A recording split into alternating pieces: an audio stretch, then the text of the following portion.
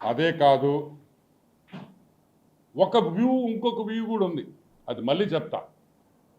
So ప్రెస్ని బెదిరించిన వెంకటకృష్ణ గారి కాడి నుంచి, రాధాకృష్ణ గారి కాడి నుంచి, బిఆర్ నాయుడు గారి కాడి నుంచి, వంశీ అయితే ఏమి, రామోజీరావు ఈనాడునైతే ఏమి బెదిరించిన వెంటనే బెయిల్ తొలగించాలని మేమందరం కోరుకుంటున్నాం.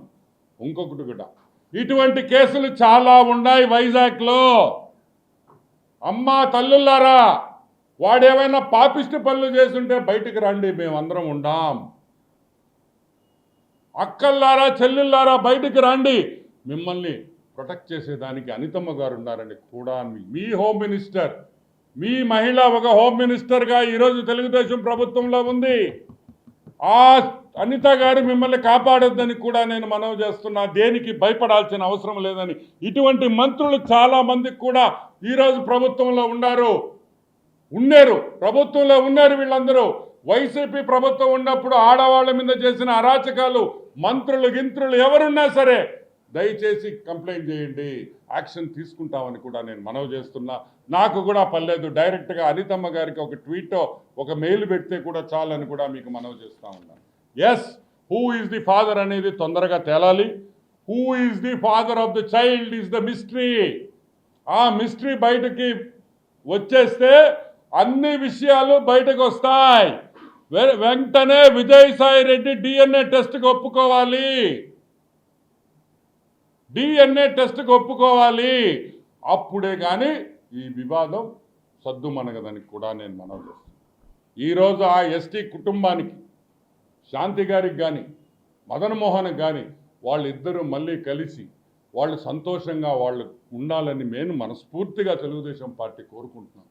ఎందుకంటే ఒక కుటుంబం విడిపోతే ఆ పిల్లలు ఎంత మనోవేదనలో గురి అవుతారో నాకు తెలుసు.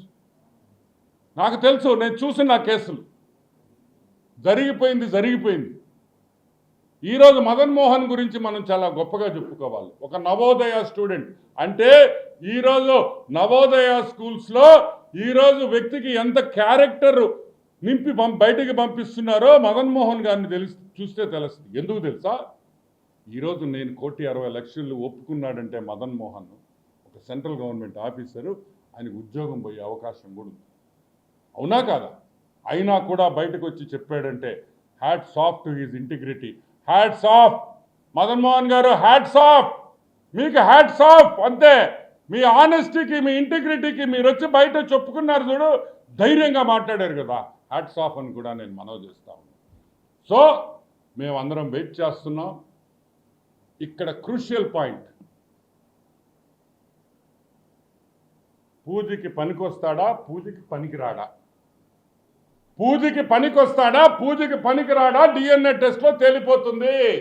సో మేమందరం ఎంతో టెన్షన్తో, నిజంగా వరల్డ్ కప్లో కూడా అంత టెన్షన్ లేదు. ఈరోజు అంత టెన్షన్లో ఆంధ్ర రాష్ట్ర, తెలంగాణ 2 తెలుగు రాష్ట్రాల్లో అందరూ విజయసాయి రెడ్డి పూజకి పనికొస్తాడా, పూజకి పనికిరాడనే విషయం తొందరలో తేలాలని ఆ విజయసాయి రెడ్డి గారికి, అన్నా నువ్వు తప్పు చేయలేదన్నా నాకు తెలుసు. ఎందుకు తెలుసంటే నాకు తెలుసంటే. సో లెట్ us see, తప్పు చేయనోడు వచ్చి డిఎన్ఏ టెస్ట్ ఇచ్చేస్తే అయిపోయిందిగా. ఎంతసేపు? ఈరోజు పొద్దున్నే డిఎన్ఏ టెస్ట్ ఇచ్చేసాం. ఎంటుకి ఇచ్చిన చాలు, ఒక ఎంటుకి డిఎన్ఏ ఇచ్చేస్తే కరెక్ట్గా 2 hours 3 hours చెప్పేస్తాం. Yeah, any questions? ఒక్క సెకండ్. ఈరోజు మీ జర్నలిస్టులకు కూడా ఒక విషయం చెప్పాలి. నాకు చాలా బాధగా ఉంది చెప్పాలని. ఏమాయా వాడు ఒరే గిరి అంటుంటే ఏందా మీరు గమ్ముగా ఉంటారా? మీరు స్వామి సోల్జర్స్ అయ్యా. జర్నలిస్ట్ అంటే ఒక AK-47 పెట్టుకున్న సోల్జర్ కన్నా పవర్ఫుల్ పీపుల్ మీరు. ఎందుకంటే మీరు ఎవరినైనా వైపించగలుగుతారు. ఆ పవర్ మీ జర్నలిస్టులకు ఉంది. ఓరు మిమ్మల్ని ఒరే గిరే పోరా గీరా ఏరా ఇట్రారా అంటుంటే మీరు గమ్ము కూర్చొని ఉండారా? ఏమయ్యా మన మొగతనం ఏడైపోయింది, కరెక్ట్ కాదయ్యా.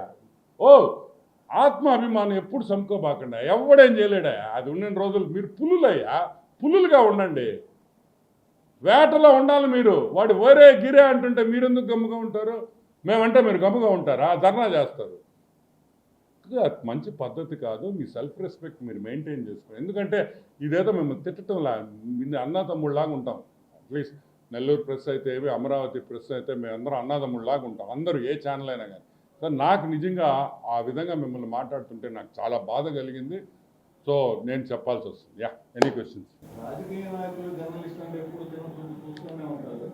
అధికారంలో లేనప్పుడు జర్నలిస్టులు కావాలంటారు, అధికారంలో ఉన్న తర్వాత తుర్పణ భావం ఉంటుంది. అయితే మీరు అన్నట్లు జర్నలిస్టులు మనసాక్షి చంపుకొని ఆత్మాభిమానం చంపుకొని గమనం లేదు. మీరు మాటల్లో చెప్తే మేము అది పెన్నులో చూపిస్తాం. అక్కడ ఏదో నేను అనింది నేను చెప్పింది ఏంటంటే అతను వాడిన భాష నాకు నచ్చలే మీ మీద.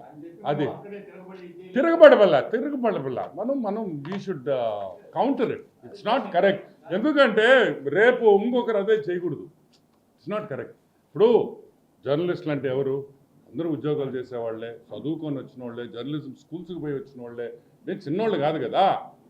సో ఎనీవే, నేను నెగిటివ్గా చెప్పటం లేదు, కానీ నాకు బాధ వేసింది కాబట్టి నేను చెప్పడం. ఇంకెనీ కుమార్ క్వశ్చన్స్?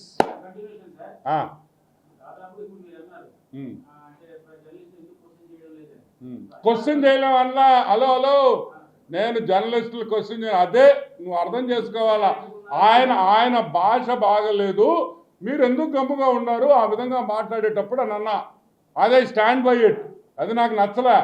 ఎవరైనా ఆయనే కాదు, నన్ను కూడా అట్ట మాట్లాడి ఒక జర్నలిస్ట్గా ఉంటే అది కరెక్ట్ కాదు. Anything else will leave the journalist topic side. ఇంకా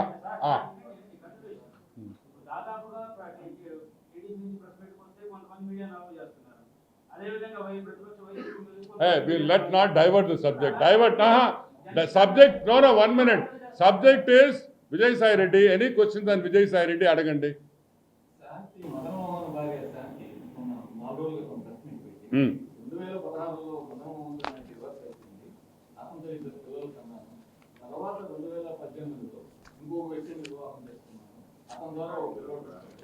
కాబట్టి దానికి దీనికి సంబంధం లేదు. మదన్మోహన్ ఈ రోజు కూడా డబ్బుగా వేధిస్తున్నాడని మీడియా ముందు కానీ స్టేట్మెంట్ ఇచ్చింది. వచ్చింది. నేను చూశాను. మళ్ళీ ఈ రోజు అదే సమయంలో ఇంకో మాట కూడా రెడ్డి నాకు తండ్రి లాంటి వాడు, ఇలాంటి అపవాదాలు ఆపాదించవద్దు అని చెప్పి రిక్వెస్ట్ చేస్తున్నాను. నేను చూడు చెప్పేది అదే కదా. విజయసాయి రెడ్డి మంచోడనే కదా నేను చెప్తుండేదా. నేను విజయసాయి రెడ్డి చెడ్డోడని డిఎన్ఏ టెస్ట్ చేసేస్తే అది కూడా వెళ్ళిపోద్ది కదా. తప్పు చేయని వ్యక్తి భయపడాల్సిన అవసరం లేదు. డిఎన్ఏ టెస్ట్ చేసేయండి, మీకు క్లియర్ అయిపోద్ది కదా. ఇప్పుడు ఏమంటున్నాడు మదన్ మోహన్ గారు, నేను సాష్టాంగ నమస్కారం చేసి క్షమాపణ అడుగుతున్నా ఆయన అంటున్నాడు. మరి ఎవరిని నమ్మాలా? ఎవరిని నమ్మాలి? అది కూడా ఉంది కదా. ఆయన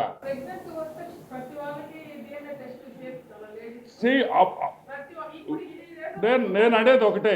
ఇక్కడ నో ప్రెగ్నెన్సీ వచ్చిన ప్రతి మహిళకి ఎవరు డిఎన్ఏ టెస్ట్ చేయరు. ఆమె హస్బెండ్ బయటకు వచ్చి ఆమె హస్బెండ్ అడుగుతున్నాడు, నేను అడుగుతున్నా. ఇప్పుడు ఆయన డిఎన్ఏ టెస్ట్ చేస్తే ఏమి, ఎవరికి పుడితే నాకేంటి, నాకేం సంబంధం అసలు? వాళ్ళ హస్బెండ్ అడుగుతున్నారు, వాళ్ళ హస్బెండ్ అడగాల మనం. ఆయన హస్బెండ్ ఏమంటున్నాడు? ఈ బిడ్డ నా బిడ్డ కాదు అంటున్నాడు, ఇంకొకరి బిడ్డ అంటున్నాడు. అది ఏమైంది? అది ఎంపీగా ఉండే లోపల ఇది పెద్ద ఇష్యూ అయింది, లేకపోతే ఎవరు పట్టించుకోరు. అవునా కదా? ఇది సర్దుమణిపోయిండేది. Because it is a political this thing. ఇదంతా రోడ్డు మీదకి వచ్చింది కాబట్టి ఈరోజు మనం మాట్లాడుతున్నాం.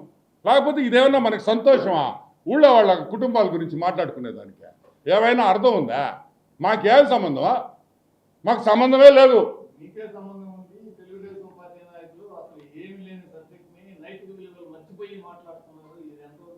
అవును, ఆయన మాత్రం 1,60,00,000 పిలిచి ఇవ్వచ్చు, మేము మాత్రం ఎందుకు ఇచ్చామంటే కోపము.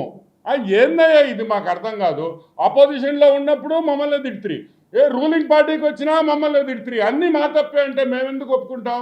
మేమనేది ఒకటి. మాట్లాడింది మామూలు వ్యక్తులు కాదు.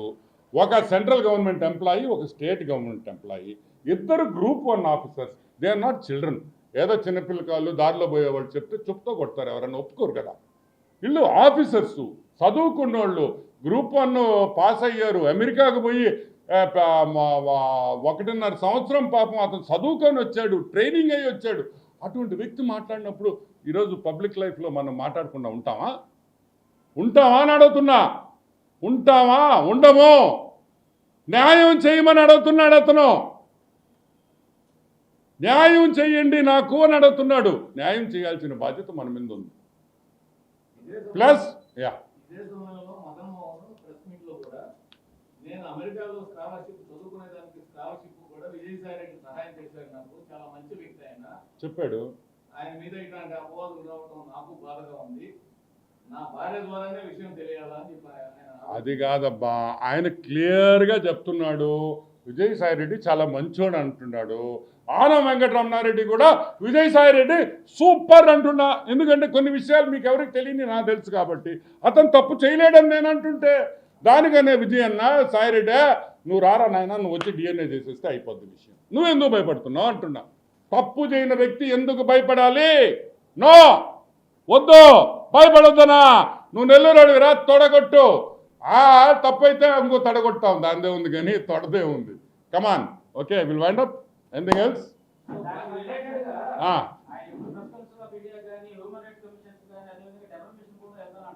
పొమ్మనయ్యా అయ్యా, అంత డెఫమేషను, పార్లమెంటుకి పోయి ఆయన ప్రివిలేజ్ మోషను, ఎందుకయ్యా ఇంత టైం వేస్ట్? ఒక డిఎన్ఏ టెస్ట్ ఇస్తే అయిపోయేదానికే ఆయన హ్యూమన్ రైట్స్ కమిషను, లాయర్లు, ఖర్చు ఎందుకు బొక్క? ఎంత అవసరమా? ఒక డిఎన్ఏ టెస్ట్ చేస్తే ఆడికి అయిపోయింది.